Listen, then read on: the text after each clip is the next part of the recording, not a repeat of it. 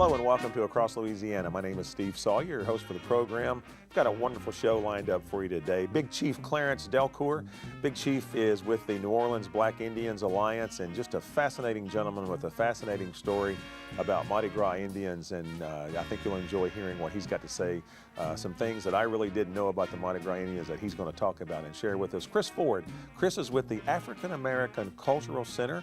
Some information she's going to be sharing with us about some upcoming events that are taking place at the Cultural Center. Erin Greenwald. Erin is the Curator Historian at the Historic New Orleans Collection. And finally, Joanne Minor. Joanne is the Associate Director for the Ashe Cultural Arts Center. And both those ladies have some information about some upcoming programs that they have that you can be a part of. Again, Steve Sawyer, stay with us. We'll be right back.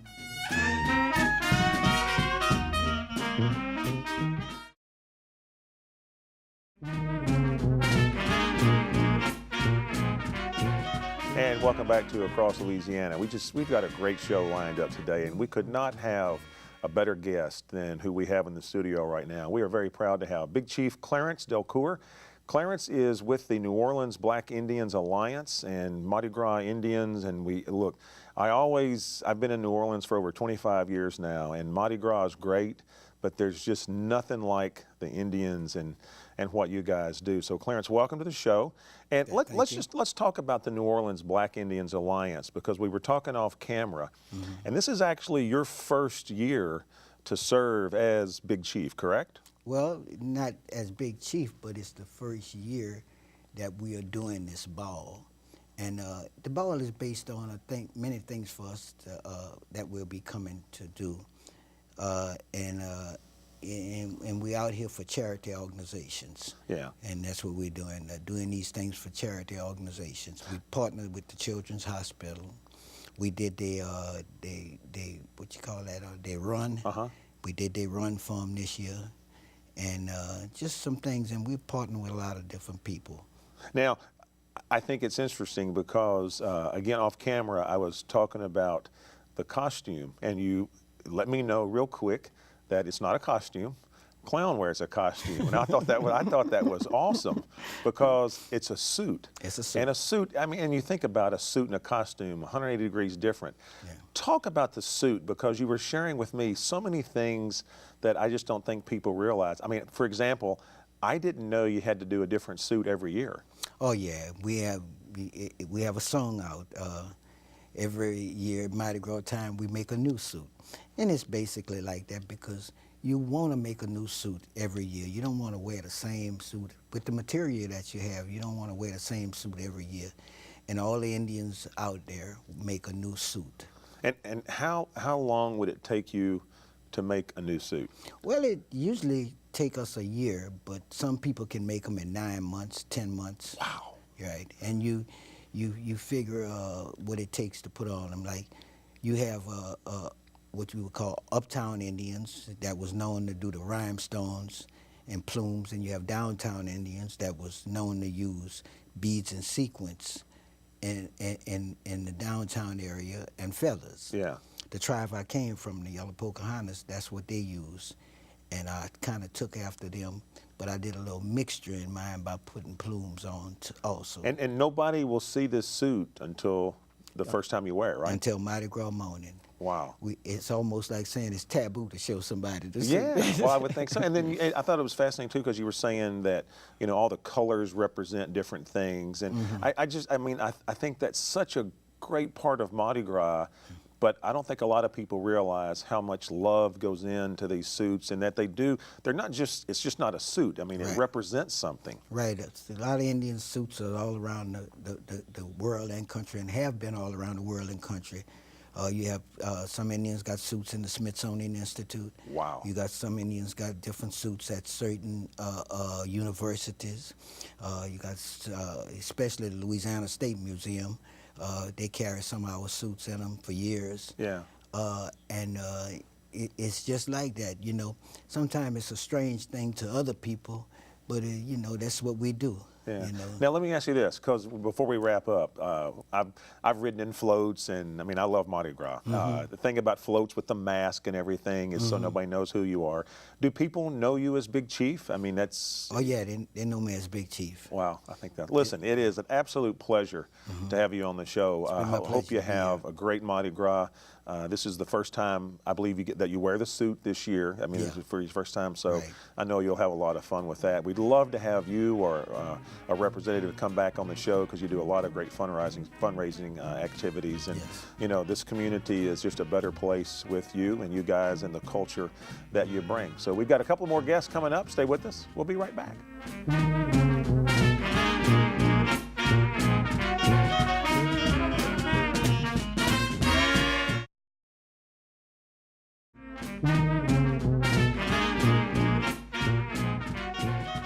And welcome back to Across Louisiana. So happy to have in the studio Miss Kris Ford. Kris is a staff member at the African American Cultural Center. Kris, welcome to the show. Thank you. Greatly appreciate you taking time to be here. Glad to be here. And you get to follow Big Chief there. So it's very exciting. I was really glad to meet him. He's a pillar of the community. That is, I mean, I don't want to take away from our time, but I just learned so much.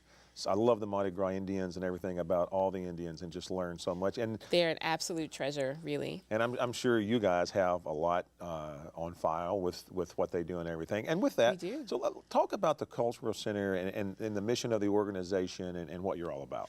Well, the African American Cultural Center is a special reference collection that's housed inside the New Orleans Public Library. We're at the main library on the second floor at 219 Loyola, really easy to find. Our collection specifically rotates around looking at the lived experiences of people of African descent throughout all of space and time. So while a large part of our collection focuses on the African American population here in the U.S., we also look specifically at people affected by the African diaspora, the slave trades, and really folks all over the world of African descent. So we'll have books, we have music, we have art available to look at from all sorts of different cultures.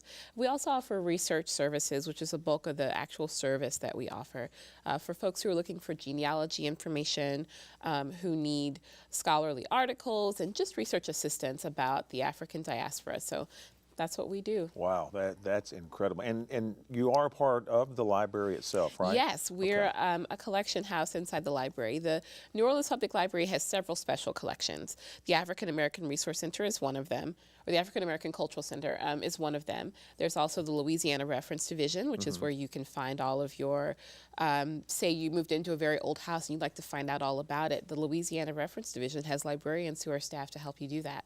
Wow. So we have a lot of special collections that we try to give a well-rounded view of this very special culture that we're in. And it is special, no doubt about that. Talk about some of the programs, Kris, that y'all have, because I've got a list here that it's got several of the things that you guys do. Your African American genealogy workshops, for example. Yes, we have genealogy workshops coming up very, very soon this month in February.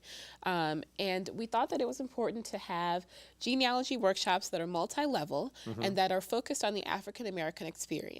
Because when you're African American and you live here in this country, it's very difficult to track your ancestry pre-1865. And so a lot of the challenge, but also the fun of the chase, genealogists often like chasing that story. A lot of the meat of chasing that story is looking at your ancestors pre-1865, during slavery and through that, and finding out records of, especially here in the New Orleans area, finding records of free people of color. We have records from the Freedmen's Bureau. So the genealogy sessions that we'll be offering, there'll be 2 of them.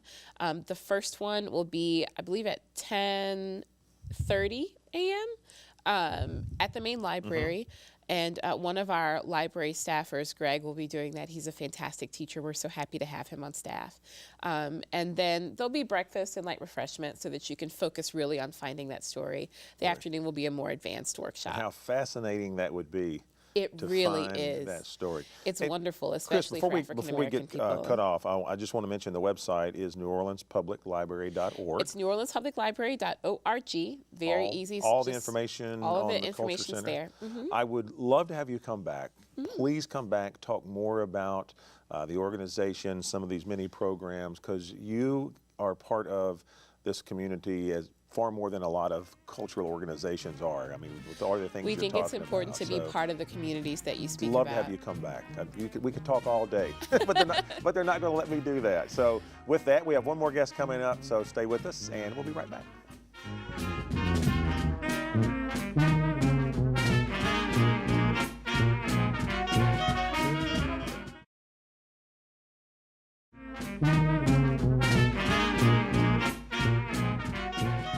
And welcome back to Across Louisiana. Joining us now is Erin Greenwald. Erin is the curator historian for the Historic New Orleans Collection. Erin, always great to have you on the show. Thanks for having me. For our first-time viewers, talk a little bit about the organization, say the mission of your organization and some successes that you had. Then we'll get into a couple of events you got coming up. Sure. Well, I work for the Historic New Orleans Collection. We are a museum, research center, and publisher located in the heart of the French Quarter. We have several different buildings in the French Quarter. Each building has its own dedicated use. We are people who are interested in the preservation and dissemination of the history and culture of New Orleans and the Gulf South region. And I'm sure you get a lot of requests for people who are looking for things that happened way back when. Absolutely. And so we forth. serve everybody from genealogists who are looking at family history to film producers. You know, most of the opening credits for the HBO show Treme come from our Jules Kahn collection. Never have thought of that. To, you know, internationally renowned historians. So we have a very broad base. That is, Erin, your website is www.hnoc.org. All the information can be found on that website? Yeah, absolutely. Okay. Look, you've got a couple of events coming up, but I want to make sure we talk about that. Purchase Lives is coming up. Talk a little bit about that. Purchased Lives is an exhibition that looks at New Orleans' role as the largest antebellum slave market in the United States. So in 1808, after the African trade was abolished, meaning no longer were African slaves being brought from Africa, there was a lot of movement of individuals, enslaved men, women, and children from the upper South to the lower South as cotton expanded south and westward. And New Orleans was kind of ground zero for the dissemination of individuals across the Southeast. Exhibits free, open to the public and so forth? Right, so there'll be an exhibition. It opens on March 17th. It's free and open to the public, and we'll have artifacts and objects from all over the country focused on our role here in this city. And then you've got another event coming up, To Be Sold. Right, so this is in conjunction with the Purchased Lives exhibition. To Be Sold is a symposium that we are putting on in coordination with the Library of Virginia and the Midlow Center for New Orleans Studies out at UNO. And the focus is on the topic of the domestic slave trade and looking specifically at the transportation and movement of peoples from the upper South to the lower South.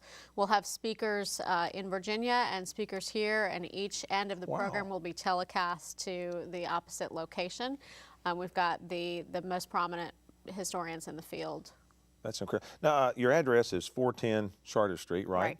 Do people consider you a museum? I mean, do you call yourself a museum? A lot of history. If I come today, I'm going to see a lot of history of New Orleans. Absolutely, you will. Our primary museum space is on Royal Street at 533 Royal. Right now, there's an exhibition examining the life of Andrew Jackson. On Charter Street, we have a photographic exhibition right now. So we do a lot of changing exhibitions. The two events that are coming up are both dedicated to the domestic slave trade and will take place on Charter Street, but we also have our facilities on Royal Street. And I'm sure this time of year with the War of 1812, you probably get a lot of inquiries about that. Absolutely, and so forth. we do. Yeah. That's incredible. Erin, thank you so much for being on the show. Just an incredible job you guys do. We'd love to have you come back on all year. You got an open invitation to come back and talk about all the great stuff that's happening. We appreciate you taking time to do that. We have one more guest. Stay with us. We'll be right back.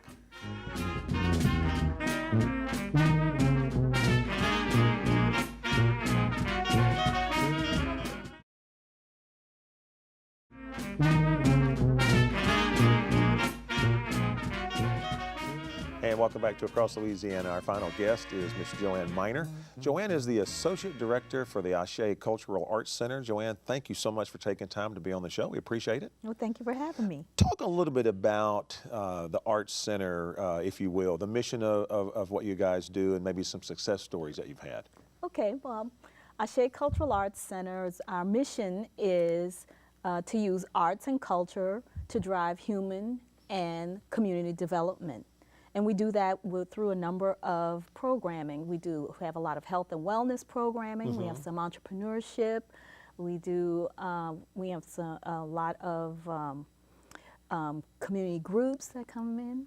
Oh, super. Yes.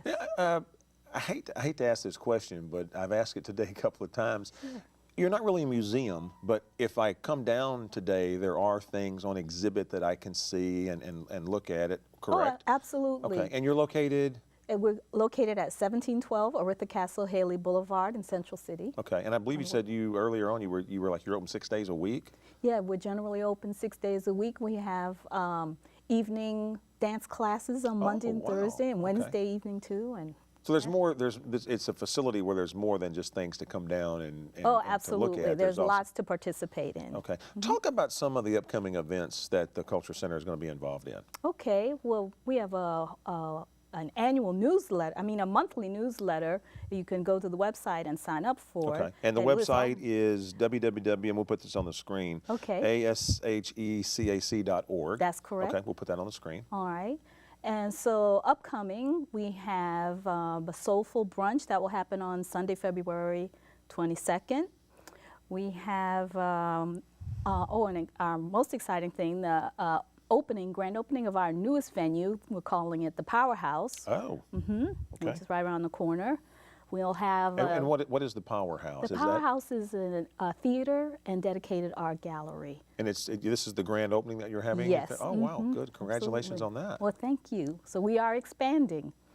And we'll also have a showing of the Vagina Monologues. That will be in March 20th and 22nd. That's an Eve Ensler project. And you've done that before, right? Oh, we right? do that annually. Yeah, annually. Okay. So we always have a celebrity guest and a guest artist, and then we also have community people. You'll have to come back and tell us who the celebrity guest is going to be.